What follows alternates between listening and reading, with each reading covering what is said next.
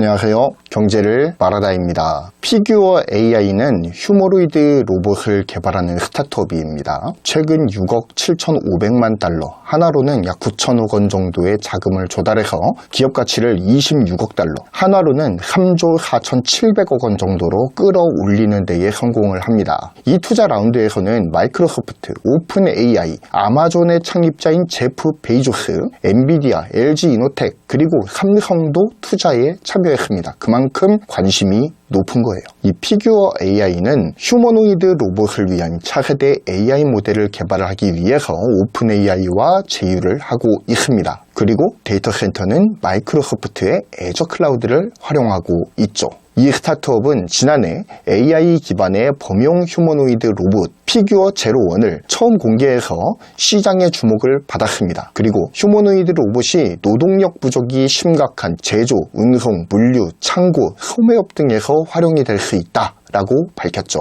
이 피규어 AI의 궁극적인 목표는 피규어 제로원이 일상적인 작업을 자율적으로 수행할 수 있도록 하는 것에 있습니다. 휴머노이드 로봇 분야는 빅테크 기업들의 투자와 경쟁이 더욱더 치열해지고 있는 상황이죠. 그리고 휴머노이드 로봇 시장은 미래에 급성장할 것으로 충분히 예상이 되고 있습니다. 피규어 제로원은 휴머노이드 로봇으로 다양한 기능을 수행할 수가 있습니다. 몇 가지 주요 기능을 살펴보자면 다음과 같이 알려드릴 수가 있을 것 같아요.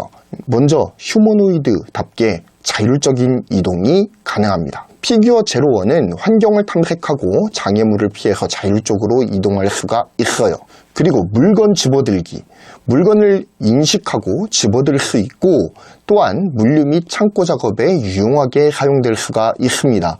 그런데 이게 왜 중요하냐면은 지금까지는 로봇이 팔을 인간처럼 사용을 해서 뭔가를 집어들거나 혹은 작업을 수행하는 것이 굉장히 부자연스럽습니다. 왜냐면은 첫 번째로 한번 잘 생각해 보세요. 눈으로 물체를 봐야 됩니다. 그리고 이게 내가 사용할 물체라는 것을 인식할 수 있어야 돼요. 그거를 가지고 또 어떤 추론 현상이 일어납니다. 이것을 잡아서 던져야 될지 아니면 이걸로 글을 써야 할지 아니면 이것으로 누군가를 때려야 될지 이런 것들을 추론 현상을 통해서 읽어내야 되는 거예요. 이거를 자율적으로 읽어낸 다음에는 실제로 그것을 행동으로 옮기는 것까지, 그러니까 이건 인간이 뇌의 작용으로 인해서 시냅스에서 빨리 신경 전달 물질을 빠르게 소통을 해서 이거를 잡아서 다른 사람에게 던져줘라 라고 하는 명령이 이루어지면은 그냥 손이 나가가지고 잡아가지고 던지는 거예요. 그러니까 이게 인간은 거의 기계적으로 일어나는 어떤 일련의 과정인데 로봇이 움직이는 메커니즘은 어떻습니까? 여러 가지 센서가 복합적으로 작용을 해야 되는 거예요. 이미지 센서가 물체를 봐야 되고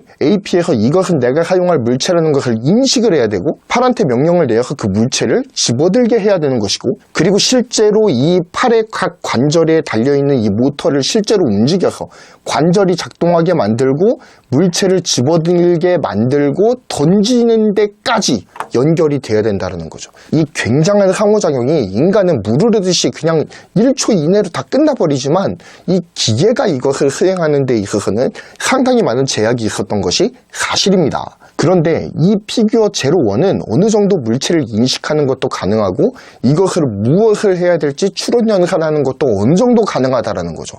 대단하지 않습니까? 뿐만 아니라 언어 이해와 응답이 디폴트 값으로 깔립니다. 바로 GPT 시스템이 이 피규어 제로원에 내장이 되어 있다는 거예요. 그래서 음성 명령을 이해하고 이것에 대한 적절한 응답을 제공하는 것까지도 가능하다라는 것입니다. 얼굴 인식도 가능합니다. 당연히 물체와 객체 인식이 가능하다면 주인 얼굴 정도는 알아볼 수가 있다는 거죠. 이미지 인식이 가능하다는 것입니다. 사람의 얼굴을 인식하고 상호작용까지도 가능하다라고 하는 엄청난 괄목할 만한 AI의 성장성을 보여주고 있습니다. 게다가 작업 자동화까지도 가능하다고 해요. 일상적인 작업을 단말기도 스스로 추론하고 뭔가를 행동으로 옮길 수 있는 데까지 기술이 진일보했음을 보여주는 것입니다. 그러면 이렇게 엄청난 피규어 제로원을 탄생시킨 피규어 AI는 누가 창업했을까요? 피규어 AI는 연쇄 창업가인 브렛 에드콕이라고 하는 사람이 설립한 스타트업입니다. 현재 CEO를 맡고 있는 브렛 에드콕은 1986년생입니다. 와, 저보다 젊어요. 대단합니다. 플로리다 대학을 다녔습니다. 피규어 AI는 휴머노이드 로봇 개발을 통해 인간이 하지 못하는 위험한 작업들을 수행하게 만들고 부족한 노동력 문제를 해소하는 것을 목표로 개발하기 시작했다고 합니다.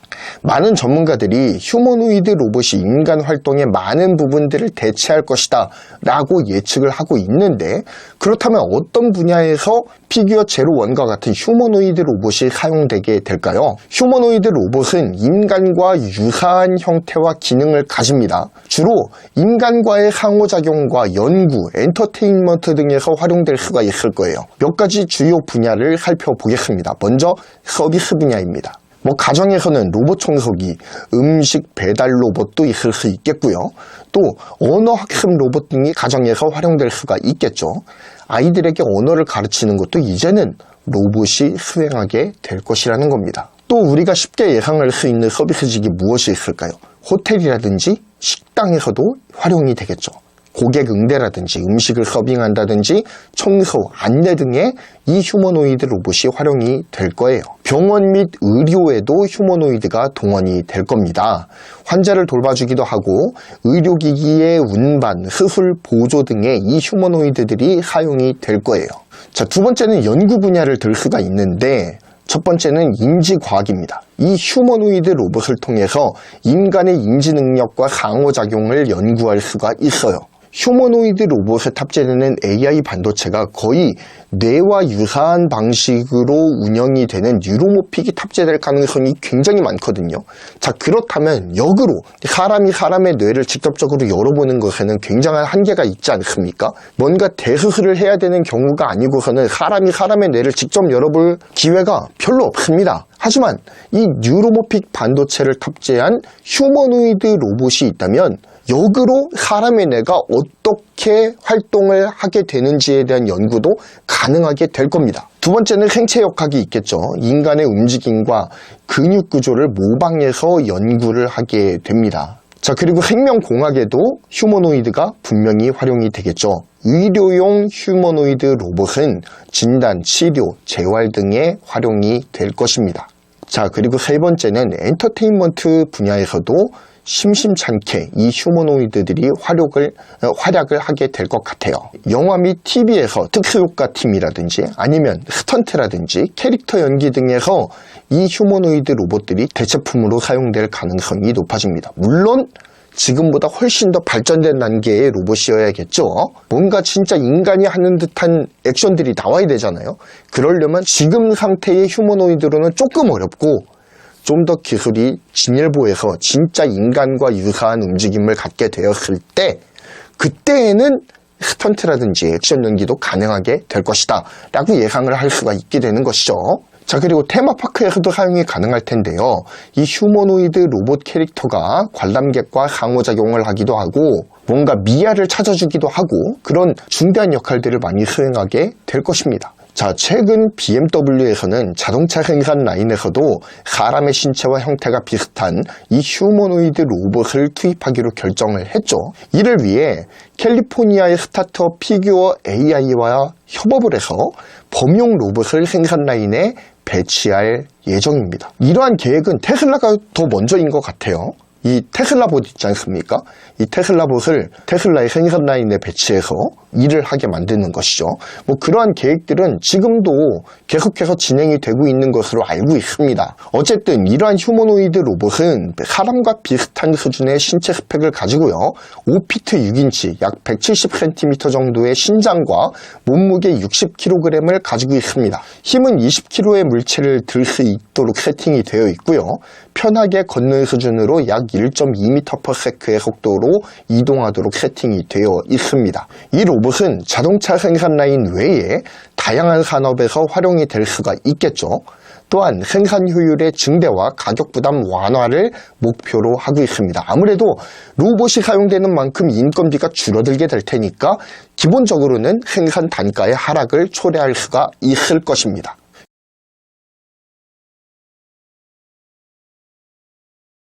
휴머노이드 로봇의 투입으로 생산량을 늘리고 품질의 개선에도 도움이 될 것으로 기대를 하고 있습니다. 포드에서도 공장에서 조립을 돕는 자동화 로봇을 사용하고 있죠. 이미 흉물스러운 로봇팔이 이렇게 내려와가지고 자동차를 이렇게 조립을 했다면 그 흉물스러운 로봇팔이 진짜 사람을 닮은 휴머노이드 로봇으로 대체가 된다라는 차이점이 있는 것이죠. 자, 어찌됐든 포드에서도 이 공장에서 조립을 돕는 자동화 로봇을 사용하고 있고, 또한 부품의 운송이라든지 라스트마일 물류, 그리고 매장 안내 등 다양한 분야에서 이 휴머노이드 로봇을 활용하고 있습니다. 폭스바겐도 자동차 생산 라인에서 로봇을 활용해서 조립, 용접, 머신 텐딩, 그리고 품질 검사 등 다양한 작업들을 수행하고 있습니다. 도요타, 혼다, 닛산 등도 로봇을 활용해서 생산 효율을 이미 높이고 있고 품질을 개선하는 데에 상당 부분 기여하고 있습니다. 이와 같이 인력은 딸리는데 굉장히 손이 가는 그런 자동차를 만드는 회사들은 로봇을 통해서 생산 속도를 굉장히 높이고 비용을 절감하고 품질을 향상시키는 데에 이바지를 하고 있어요. 이미 앞으로 휴먼들의 일자리 구조도 어떻게 변화될지 어느 정도는 엿볼 수가 있겠죠. 이제는 생산직이 존재하는 것이 아니라 생산을 전담하는 로봇을 조종하는 로봇 오퍼레이터들이 굉장히 많이 고용이 될 것 같아요. 물론 그마저도 최소한의 오퍼레이팅만 하게 되겠죠. 왜냐면 자율주행으로 다 움직이게 될 테니까 말입니다. 자, 어쨌든 이 피규어 AI가 추구하는 거는 진짜 인간을 닮은, 인간처럼 추론이 가능하고 인간처럼 반사적인 행동 양식이 가능한 그러한 정말로 최대한 인간을 닮은 진짜 피규어 휴머노이드 로봇을 만드는 것이 바로 피규어 AI의 목표라고 할 수가 있겠습니다. 자, 이렇게 혜성처럼 등장한 피규어 AI의 등장을 견제하는 기업들도 있겠죠. 바로 테슬라입니다. 테슬라는 휴머노이드 로봇 옵티머스의 새 영상을 공개를 했죠. 이 영상은 자사의 휴머노이드 로봇 옵티머스가 마치 사람처럼 걷는 모습을 보여주고 있습니다. 이 영상에서 보면 이 옵티머스가 지난번처럼 그렇게 허접한 모습을 보여주진 않아요. 상당히 진일보가 되었습니다. 이로써 테슬라는 은연중에 기술력을 과시했다라고 평가를 받고 있습니다. 테슬라의 로봇인 옵티머스 2세대는 일론 머스크가 직접 발표한 바와 같이 자율주행 기술에서 얻은 경험을 바탕으로 한 고급 인지 능력을 갖추고 있습니다. 이 영상 속에서 옵티머스는 조금 엉거주춤하긴 했지만 사람에 의지하거나 넘어지지 않고 혼자서 이족보행을 훌륭하게 해내요. 이는 곧 사람의 업무 대부분에 투입될 수 있다라고 하는 의미로 응용 가능한 영역을 확대하기 위한 핵심 요소라고 외신들은 평했습니다. 이 이족보행이 상상 이상으로 좀 힘들긴 하거든요. 어쨌든 우리가 너무나도 쉽게 이족보행을 하기 때문에 이게 대단한 메커니즘 같아 보이지 않는데 사족보행은 오히려 안정적이죠. 이 무게를 지탱하는 기준점이 4개가 있지 않습니까? 그러니까 훨씬 더 균형 잡기가 쉽단 말이에요. 드라군이 바보이긴 하지만 균형은 잘 잡습니다. 하지만 인간처럼 두 발로 서서 이 기준점이 2개인 이족 직립보행 로봇 같은 경우에는 이 균형 잡기가 상당히 어려워요. 그러니까 이 부품들의 무게 배분도 잘 이루어져야 되고요. 신체적인 밸런스도 잘 갖추어져 있어야 합니다. 그래야 제대로 된 이족보행이 가능해요.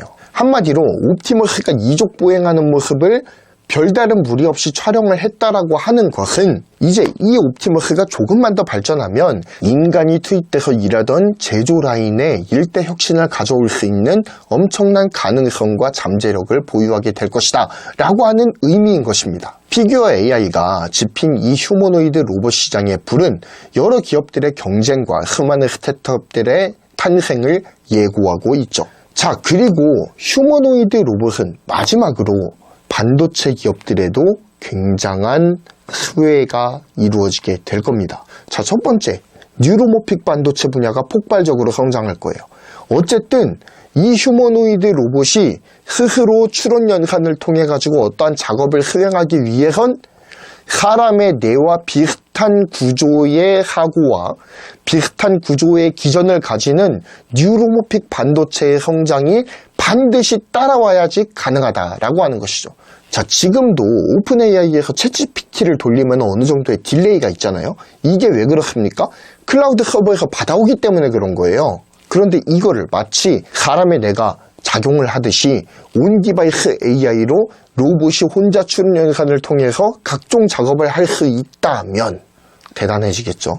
그래서 지금 삼성전자가 어쨌든 게임 체인저가 될 것이라고 하면서 호기롭게 뛰어든 그 반도체 분야가 뉴로모픽 아닙니까? 지금 삼성 파운드리가 어쨌든 반전의 계기를 만들려면 이 뉴로모픽 반도체가 굉장히 중요해지는 순간 가운데 와 있는데 삼성전자가 휴머노이드 로봇 산업의 반도체 분야로서 수혜 기업으로 떠오를 수 있을지 또 기추가 또 주목이 되죠.